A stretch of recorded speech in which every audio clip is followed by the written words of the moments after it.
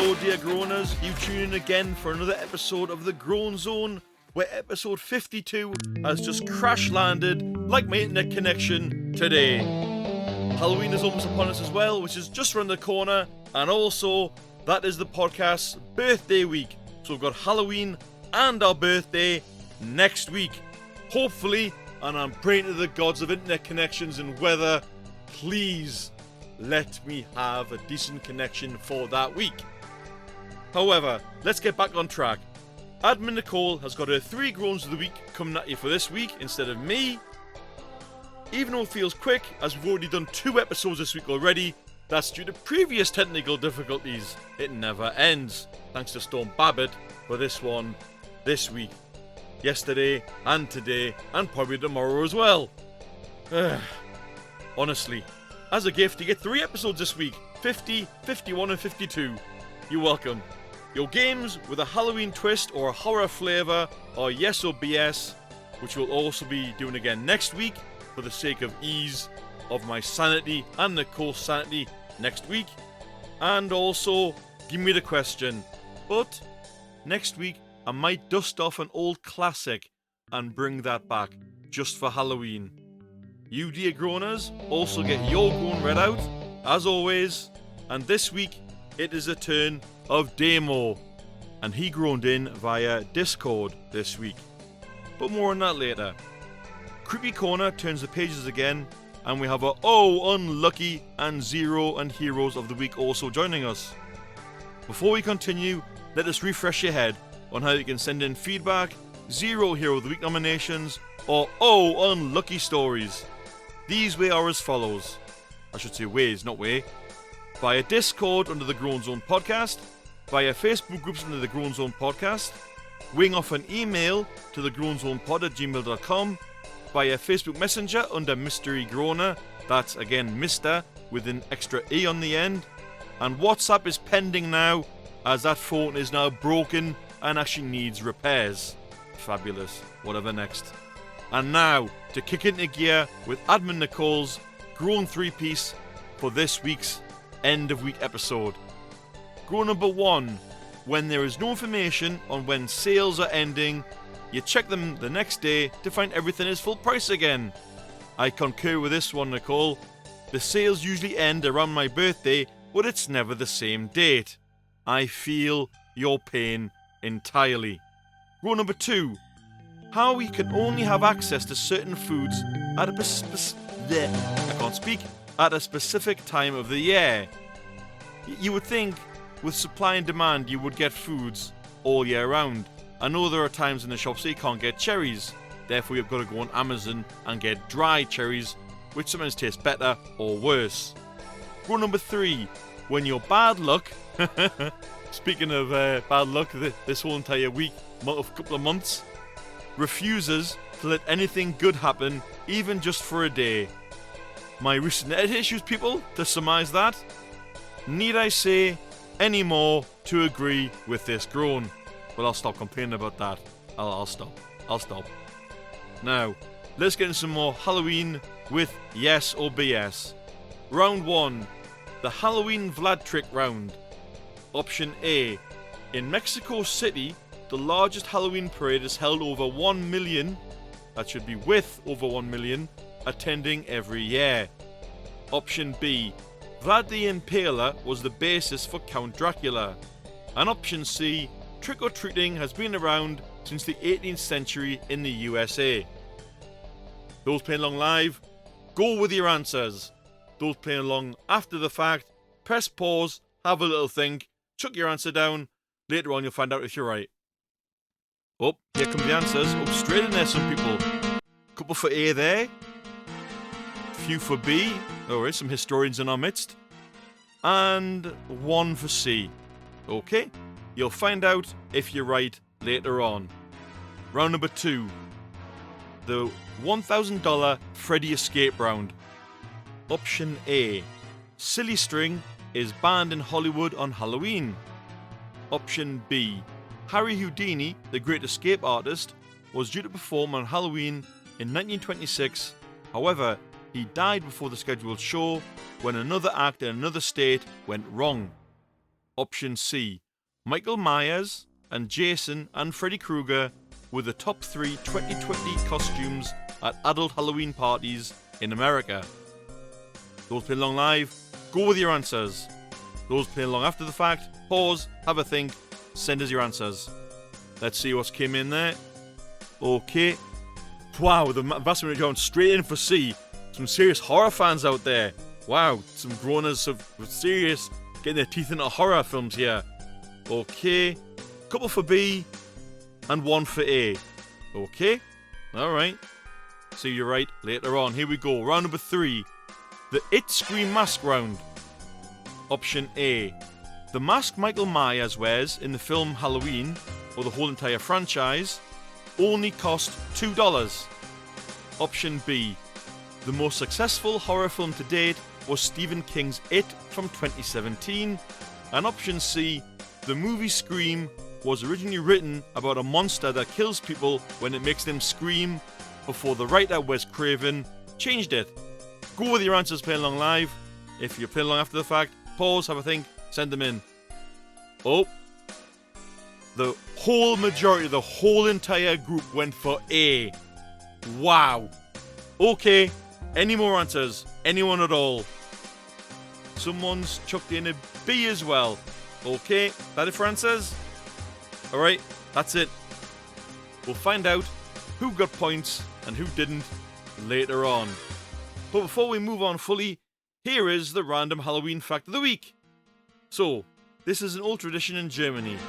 As you know, Halloween is all about the one night a year the spirits of the dead can walk amongst the living.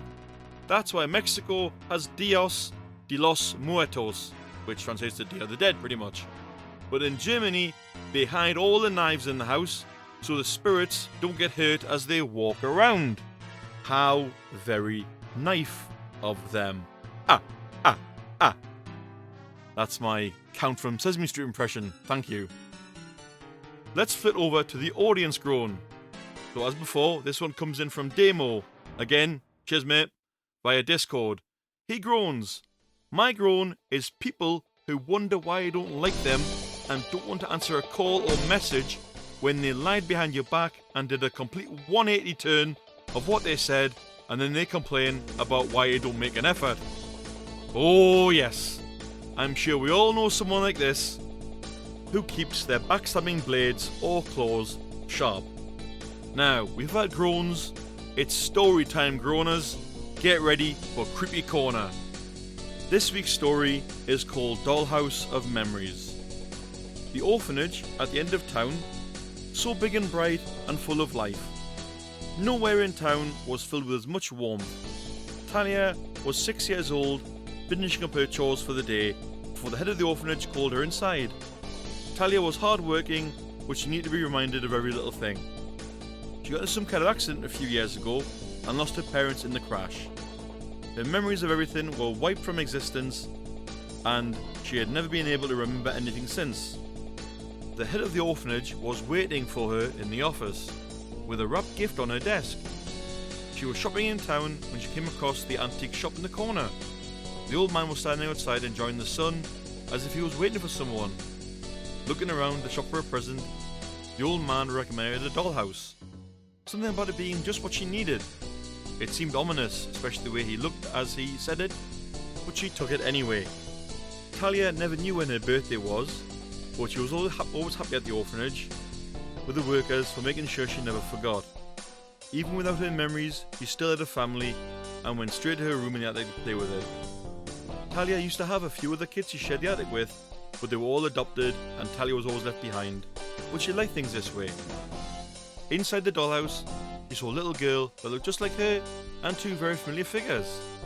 They could have been her parents, if only she'd remembered, but as she opened up the attic, she saw one last figure. It was more like a shadow. Seeing that figure brought Talia's small heart to a stop. This figure brought so much fear to her, if only she knew why. She put the parents and the small child together in the kitchen and locked up the dollhouse. The rest of the day was uneventful, but as she woke up the next day, the figures moved. A car appeared in front of the dollhouse. It lay open with the parents and the small child inside the upturned car. The shadowy figure she locked in the attic now stood appearing to walk away from it all. The shock of the scene caused Talia to pass out and remember everything. Whether this dollhouse was supernatural or someone moved the figures in her sleep, it didn't matter. Someone was trying to show her the truth, and now she remembered. That shadowy figure, the one who did all of this, the woman who took her parents from her, the woman she loved as family all these years. As she came to, that shadowy figure revealed itself as the head of the orphanage, but also Talia's own aunt. There was no telling what she could do now. She locked away the dollhouse and decided to bide her time. She would play the perfect role and knew one day the truth would come out. Until then, nothing was to change. Sometimes the greatest dangers are closer than we think. I don't know about you groaners, but I'm loving these stories. Keep them coming, Nichole. Keep them coming. Okay, groaners, it's time for you to give me the question. Round number 1. Your answer is Ghostbusters 2016. Your questions are: Option A. Which movie of that year bombed at the box office with a loss of $91 million? Option B. Which movie became a DVD success and has a new sequel coming for 2025? And option C. Which movie was originally supposed to star the original cast, passing the torch to a new generation? Give me your questions now, groaners. Press pause if you play on after the fact and answer. Wow! Okay, screaming everyone's gone for A. No one's gone for anything else. As I'm speaking here, there's nothing else. Everyone's gone for A. I see we all hate Ghostbusters 2016. Okay, moving on. Round number 2. Your answers are Friday the 13th and Saw. Your questions are: Option A. Which franchises have further sequels pending? Option B. Which of both franchises have never had the lead bad guy in a fighting game? And option C. Which franchises have the most amount of sequels to date? Go, groaners! Give me your questions. Those playing after the fact, pause, then give me your questions. Okay. Oh, we have a split. We have a split. A and C have a split. Okay. We'll leave it right there in round number 2, groaners. Thank you very much. Round number 3. Your answer is Dracula. Your questions are: Option A. Which horror villain has the most amount of horror movie appearances? Option B. Which horror movie villain's name is actually a foreign curse word when said backwards? And option C. Which horror movie bad guy has Batman never faced? Go, groaners. Give me them. Oh, okay. Oh, there we are. We have some for A, some for B, and some for C. Okay. Your answers will be coming before the end of the show. Onwards to Ohhh Unlucky. This week's Ohhh Unlucky occurred on April the 10th, 2018. How far away from Halloween can you get? A man ate the world's hottest chili pepper in a chili eating contest and ended up in hospital after experiencing what is called thunderclap headaches. What's a thunderclap headache, you might ask? Thunderclap headaches are caused by the sudden tightening of the vessels that supply blood to the brain, a condition known as reversible cerebral vasoconstriction syndrome. He also suffered neck pain and dry heaves. Wow. Poor guy. And people wonder why I avoid chili peppers. I think he managed to swallow the Carolina Reaper, which has also just been dethroned as the hottest chili pepper this year. But now from Spicily Unlucky, we now go weather-wise to get our zero and heroes of the week. The dishonour of this week goes to Storm Babet, who has not really done damage in my local area in northeast England, to my knowledge, but in other areas of the northeast, damage has been done. Unfortunately, Scotland was not so lucky, with fatalities going up at time of writing, as well as flooding, 20-foot coastal waves and serious damage. May those who lost their lives rest in peace, and may the storms sod off in short order. But rain is still battering Scotland and northeast England. Babet, you are an utter zero of the week. Again, do one. Go away. And also we have heroes of the week now. And this one goes out to those that are risking their lives in these conditions to save people during the storm. I must implore you, if you are out right now, pull over, be somewhere safe until the storm passes. If you don't need to travel, do not travel. Stay safe. This is a hideous storm. But we're nearly at the end of another Groans On episode, dear Groaners, but we just have time to find out who got points and where with the game answers. We'll start with Gimmie Da Question. Round 1. Your answer was Ghostbusters 2016. Your question, the right one, was which movie of that year bombed at the box office with a loss of $91 million? If you picked that answer, you are correct. Round 2. Your answers were Friday the 13th and Saw. Your correct question was option C. Which franchises have the most amount of sequels to date? They're tied currently at 10 each. And round 3, last round. Your answer was Dracula. Your correct question was option A. Which horror movie villain has the most amount of horror movie appearances? He actually has appeared in over 200 movies. Quite a lot for one man. Dracula, he's everywhere. Okay, that's the answers done for Gimmie Da Question. We're now moving on to Yes or BS. Round 1, the Halloween Vlad trick round. If you picked Vlad the Impaler was the basis for Count Dracula, you've got points. If you picked either A or C, you're wrong. Turns out that the largest Halloween parade of its kind in the world goes to New York's Greenwich Village Parade. It features over 50,000 attendees all in costume. Millions of spectators turn up in Manhattan to cheer them on. And trick-or-treating came about in the USA in the 1930s, not the 18th century.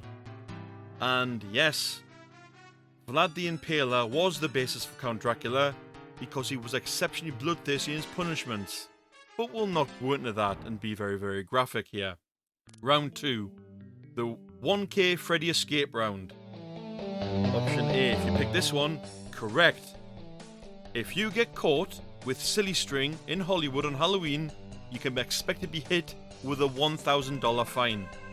If you pick option B, it's absolutely false. Harry Houdini died of ruptured appendix on Halloween in 1926, but what caused this still remains a mystery to this very day. And if you pick option C, again false. The top adult costumes for 2020 were a witch, a vampire, ghost, cat, and, oh dear, Batman. Batman at Halloween. Come on, please try harder.